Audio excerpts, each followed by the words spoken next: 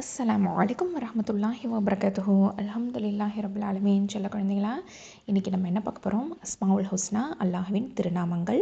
அழகிய திருநாமங்களை பார்க்க போகிறோம்.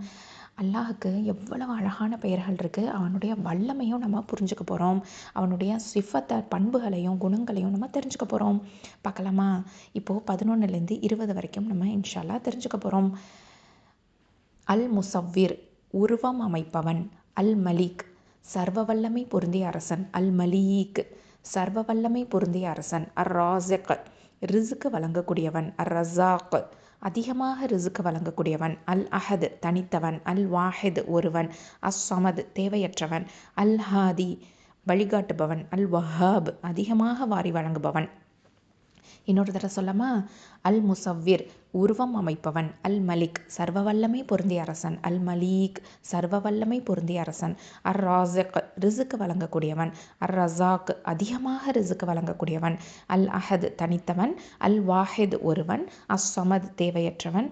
அல் ஹாதி, வழிகாட்டுபவன். அல் வஹாப், அதிகமாக வாரி வழங்குபவன்.